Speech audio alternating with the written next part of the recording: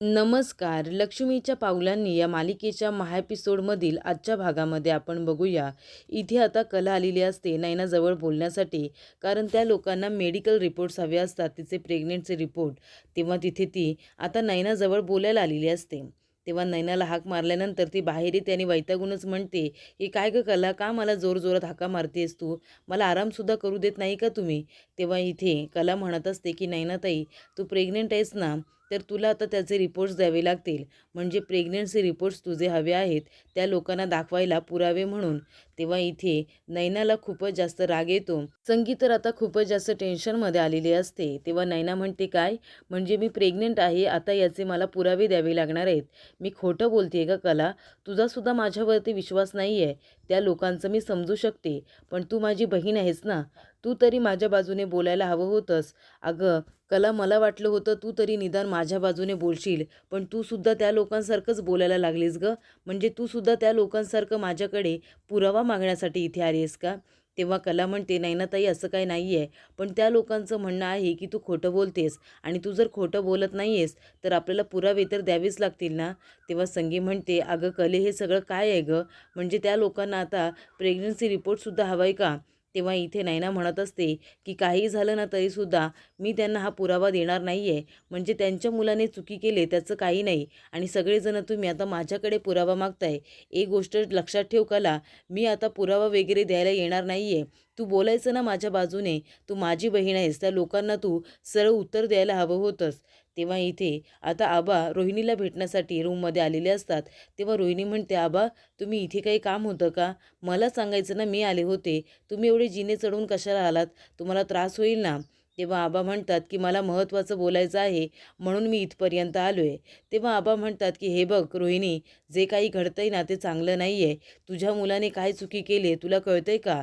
तुला जर असं वाटत असेल की जे काही घडलंय ते जास्त मोठं नाही आहे, तर ते तुला चुकीचं वाटतंय. त्याने जी चुकी केली ना त्यासाठी त्याला मी या घरामध्ये सुद्धा ठेवणार नव्हतो. ज्या क्षणी मला कळलं की या सगळ्यांच्या मागे राहुल आहे, तेव्हाच मी त्याला या घरातून बाहेर काढणार होतो. या घरामध्ये राहण्याचा हक्कसुद्धा त्याने आता गमावलेला आहे. पण तू माझी मुलगी आहेस, तुझ्याकडे बघून मी राहुलला या घरामध्ये ठेवलेला आहे. पण कसं आहे ना रोहिणी, एक गोष्ट नक्की आहे, तू आहे ना तुझ्या मुलाकडे लक्ष द्यायला चुकलेली आहेस. तू या घरामध्ये कुणाचं काय चाललंय, कुणाचं काय चाललंय याच्याकडे बारीक सारीक लक्ष ठेवत असतेस. म्हणूनच तुझ्या पायाखाली काय जळतंय ना हे तुला कळत नाही. पण हे चुकीचं आहे. राहुलने जी चूक केली आहे त्याची शिक्षा तर त्याला मिळायलाच हवी. म्हणून त्याच्या हाताखाली जी पेढी मी सांभाळायला दिली होती ती पेढी आता मी त्याच्याकडून काढून घेतोय आणि ती सुद्धा पेढी मी अद्वैतच्या हाताखाली देतोय. तो तिचं कामकाज बघणार. म्हणजे अद्वैतच्या सहीशिवाय त्या पेढीचं काहीही काम पुढे जाणार नाही. राहुल कुठलाही निर्णय एकटा घेऊ शकणार नाही आहे. मी असं सगळं करणार आहे असं आबा म्हणत असतात. तर इथे आता नैना म्हणत असते की काही झालं ना तरीसुद्धा त्या चांदेकरांना मी रिपोर्ट्स द्यायला जाणार नाही आहे. तेव्हा संगी म्हणते की कले, आता काय करायचं गं कले? तेव्हा नैना म्हणत असते, आणि तू माझी बहीण आहेस ना, तू माझ्या बाजूने बोलायला हवं होतंस. माझ्यासाठी तू भांडायला हवं होतंस त्या लोकांबरोबर. हे बघ कला, मी तुला आत्ताच सांगताय, जर माझं लग्न त्या राहुलबरोबर झालं नाही ना तर मी स्वतःला संपून टाकेन. आणि तिथे जो चाकू असतो त्याने आता नैना स्वतःचा हात कट करून घेत असते. तेव्हा कला म्हणते, नैनाताई थांब, हे बघ तू खोटं बोलत नाही आहेस ना, तू प्रेग्नंट आहेस, तर आपण त्या लोकांना पुरावा म्हणून ते रिपोर्ट्स दाखवूया ना. आणि मग तुझं आणि राहुलचं लग्न कसं होत नाही ना तेच मी बघते. हे सगळं मी तुझ्यासाठीच करते ना गं नैनाताई. तुझं राहुलचं लग्न व्हावं म्हणून तर मी हे सगळं करते. हे बघ, फक्त त्या लोकांना आपण आता पुरावा देऊया आणि त्यासाठी प्रेग्नन्सी रिपोर्ट्स करणं खूप जास्त गरजेचं आहे. त्याशिवाय ते आपल्यावरती विश्वास ठेवणार नाही. त्यांना वाटते की आपण खोटं बोलतोय. प्लीज नयनाताई, तू माझ्यावरती विश्वास ठेव, हे सगळं मी तुझ्यासाठी करते ना, असं कला म्हणते आणि तिला आता समजावते. तर इथे आता रोहिणी म्हणत असते की आबा तुम्ही हे काय बोलताय? अहो अद्वैतसुद्धा तर खोटं बोलतो ना. तुम्ही किती वेळा सांगितलं की कलाला बायको म्हणून स्वीकार, तरीसुद्धा अजून त्याने त्या कलाला बायको म्हणून एक्सेप्ट केलेली नाही आहे. तरीसुद्धा तुम्ही त्याला शिक्षा देत नाही. उलट राहुललाच तुम्ही बोलताय, अद्वैतला तुम्ही कधीच काही बोलत नाही. तेव्हा आबा म्हणतात की बघितलंस तू रोहिणी, म्हणजे अजूनसुद्धा ना तू दुसऱ्याला का शिक्षा दिली नाही, दुसरे किती वाईट वागतात याचंच बोलतेस आणि तुझ्या पोराला तू पाठीशी घालतेस. राहुलला सतत पाठीशी घालणं बंद कर. तो जर चुकला असेल तर त्याला त्याच्या चुकीची जाणीवसुद्धा व्हायला हवी आहे. आणि तू अद्वैतचं काय बोलतेस गं? म्हणजे त्याचं ज्या मुलीवरती प्रेम होतं, त्याला ज्या मुलीबरोबर लग्न करायचं होतं आणि ऐन वेळेला लग्न मंडपामध्ये तिच्या जागी अशी मुलगी येते जी त्याला अजिबातच आवडत नाही, ज्या मुलीचा त्याला राग येतो, अशा मुलीबरोबर त्याला लग्न करावं लागतं. त्याच्या प्रेमाचा, त्याच्या सगळ्या भावनांचा हिरमूस तर झालाच ना, पण माझ्या एका शब्दाखातर त्याने त्या मुलीबरोबर लग्न केले आणि कला या घरामध्ये सून म्हणून आली. कला ही चांगली मुलगी आहे, पण शेवटीला अद्वैतच्या मनाविरुद्धच तिच्याबरोबर लग्न झालेलं ना आणि त्याचा हिरमूस तर झाला होता ना. या गोष्टीचा तू अजिबात विचार करत नाही. म्हणून तुला सांगतोय, आता राहुलच्या हातातून मी सगळी पिढीची जबाबदारी काढतोय आणि मी ती अद्वैतला देतोय. सतत दुसऱ्यांचा विचार करत असते, ह्याला का बोललो नाही, त्याला का बोललो नाही, पण स्वतःच्या मुलाकडे मात्र तुझं अजिबात लक्ष नाही आहे. या पलीकडे मला तुझ्याशी काहीच बोलायचं नाही असं आबा म्हणतात आणि जातात. तेव्हा रोहिणी म्हणत असते, राहुलने यावेळेला खूप मोठी चुकी केली. चांदेकरांच्या इथे त्याला मान मिळावा म्हणून मी किती प्रयत्न करते, पण त्या मुलाला याचं काहीच नाही आहे. तरी ते सगळेजण आता जेवायला बसलेले असतात. तेव्हा तिथे अद्वैत येतो.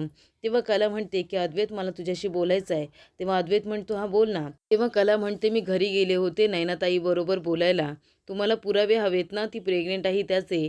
तेव्हा ती उद्या प्रेग्नेंट आहे याचे रिपोर्ट द्यायला तयार आहे. तेव्हा इथे मेडिकल रिपोर्ट हवे असतात हे आता आबांना कळतं आणि आबा विचारतात की सुनबाई हे सगळं काय आहे, कुणाला पुरावे हवेत. तेव्हा कला म्हणत असते की नयनाताई प्रेग्नेंट आहे की नाही याच्यावरती या लोकांचा विश्वास नाही आहे, म्हणून पुरावे हवे आहेत. तेव्हा इथे आबा विचारतात की कुणाला पुरावे हवेत, अद्वैत तुला पुरावे हवेत का?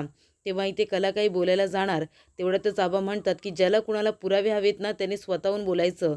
तेव्हा इथे आता सरोज म्हणत असते की आबा मला पुरावे हवेत, कारण माझा हिच्या बहिणीवरती आणि हिच्या आईवरती अजिबातच विश्वास नाही आहे.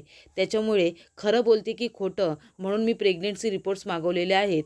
तेव्हा आबा म्हणतात की सरोज, काय चाललंय काय तुझं?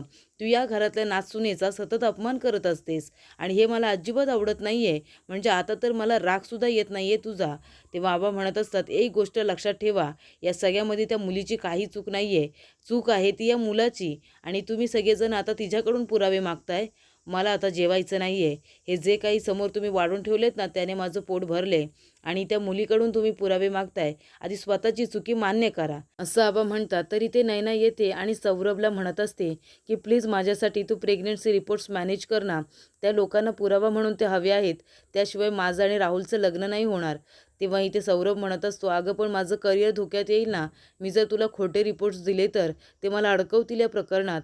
तेव्हा नयना म्हणते, मी शब्द देते तुला, तुझं नाव कुठेही येणार नाही आहे, पण प्लीज मला राहुलबरोबर लग्न करायचं आहे, नाहीतर मी जगू शकणार नाही. प्लीज माझ्यासाठी तू हे रिपोर्ट मॅनेज कर. तरी ते आबा आता रागावून गेलेले असतात. सरोज म्हणत असते की आता तुझं पोट भरलं असेल ना, काय गरज होती तुला आबांसमोर हे सगळं बोलायची? तुझ्यामुळे आबा आता न जेवता गेलेले आहेत. तेव्हा इथे कला म्हणत असते की माफ करा सरोज मॅडम, पण मी जे काही बोलले ते सगळं मुद्दामूनच बोलले.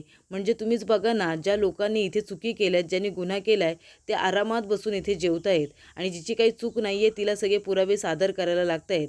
पण एक गोष्ट लक्षात ठेव, मी तुला सोडणार नाही आहे. जर नयनाताई प्रेग्नेंट आहे हे कळल्यानंतर तुझं तिच्याबरोबर लग्न नाही केलंस ना, तर मी तुला पोलिसांच्या हवाले करेन, फसवणुकीच्या गुन्ह्याखाली. कळलं तुला? असं आता नयना म्हणते आणि म्हणते की आबा उपाशी झोपणार नाही, ती जबाबदारी माझी, मी त्यांना काहीतरी खायला देईनच. तर इकडे आता सकाळ सकाळ अद्वैत निघालेला असतो ऑफिसला जायला. तेवढ्यातच कला म्हणते, ऑफिसला जातोयस, मग माझ्याबरोबर कोण येणार? तुला पुरावे हवे आहेत ना, मग माझ्याबरोबर तुलासुद्धा यावं लागेल. तेव्हा अद्वैत म्हणतो, मी कशाला येऊ तिथे? तुला जर पुरावे द्यायचे आहेत तर तू आणून दे ना, मी तिथे येणार नाही आहे, मला माझी कामं आहेत. तुझ्यासाठी मी माझी कामं पोस्टपोन करणार नाही आहे. तेव्हा इथे कला म्हणत असते, असं कसं पोस्टपोन करणार नाही आहेस? तुलाच पुरावे बघायचे आहेत. मग मी आणि नयनाताई आम्ही दोघीजणी गेलो आणि पुरावे घेऊन आलो ना, तरीसुद्धा तुम्ही त्याच्यावरती विश्वास ठेवणार नाही आहेत. त्याच्यामुळे तुला जर पुरावे हवे असतील तर तुलासुद्धा बरोबर यावं लागेल. तेव्हा इकडे अद्वैत म्हणतो, मी नाही येणार. तेव्हा कला म्हणते, तुला यावंच लागेल, तुला माझ्याबरोबर यायलाच पाहिजे. तेव्हा इथे अद्वैत मनामध्ये म्हणत असतो की हिने आणि तिच्या बहिणीने जर पुरावे आणले तरी आई आणि आत्या त्याच्यावरती विश्वास ठेवणार नाही. मी जर त्यांच्याबरोबर गेलो तर कदाचित त्या दोघीजणी विश्वास ठेवतील, पण तिथे गेल्यानंतर मला त्या नयनाचं तोंड बघावं लागेल. तेव्हा अद्वैत म्हणतो, बरं ठीक आहे, जाऊया. तेव्हा दोघं जण आता जायला निघालेले असतात. तेवढ्यातच राहुल म्हणतो की मी सुद्धा येणार बरोबर. तेव्हा कला म्हणते का तू काय येतोयस बरोबर. तेव्हा राहुल म्हणतो मग तुम्ही दोघं जण खोटं बोलण्यामध्ये माहीर आहात. तुम्हाला काय खोटे रिपोर्ट्स तयार करायला वेळ अजिबातच लागणार नाही. ते सुद्धा तुम्ही मॅनेज कराल. त्याच्यामुळे मी सुद्धा बरोबर येतोय. माझा पूर्ण विश्वास आहे की नैना खोटं बोलते, ती प्रेग्नंट नाही आहे. माझा तुझ्यावरती अजिबात विश्वास नाही आहे. जर खोटे रिपोर्ट मॅनेज केलेस तर. तेव्हा अद्वैतला राग येतो आणि तो राहुलवरती हात उगारतो. तेव्हा राहुल म्हणतो पण ब्रो. तेव्हा अद्वैत म्हणतो एक शब्दसुद्धा बोलू नकोस आणि हिच्याजवळ आहे ना ह्या भाषेत बोलायचं नाही. कळलं ना तुला. तुझा खरा चेहरा तिनेच सगळ्यांच्या समोर आणलाय. तिनेच पुरावे गोळा केलेत आणि तरीसुद्धा स्वतःला सिद्ध करण्यासाठी अजून तिला स्वतःलाच प्रूफ करावं लागतंय. कळलं तुला. त्याच्यामुळे तिच्याजवळ या भाषेत बोलायचं नाही. तर पुढील भागामध्ये आपण बघूया. इथे आता कला, अद्वैत आणि राहुल तिघंजण आता नैनाच्या घरी येतात आणि म्हणतात की चल आपल्याला हॉस्पिटलला जायचं आहे ना, तुझा प्रेग्नन्सी रिपोर्ट्स करायचा आहे. तेव्हा इथे नैना म्हणते अगं मी जाईन ना माझी. तेव्हा कला म्हणते नाही मी सुद्धा तुझ्याबरोबर येणार आहे आणि अद्वैत आणि राहुलसुद्धा आलाय. तेव्हा इथे नैनाला खूप मोठा धक्का बसतो. तेवढ्यातच आता रोहिणी आलेली असते पैसे देण्यासाठी आणि ती आता संगीला पैसे देते आणि म्हणते की हे पैसे ठेवा, पण हे सगळं आत्ताच्या आता इथेच थांबलं पाहिजे. तर इथे अद्वैत आता हॉस्पिटलला सगळ्यांना घेऊन जात असतो. तेव्हा आरशामध्ये नैनालाच बघत असतो. तेव्हा इथे नैनासुद्धा त्याच्याकडे बघत असते. हे कलाच्या लक्षात येतं आणि अद्वैतला त्रास होऊ नये म्हणून ती लगेच आरसा बाजूला करते.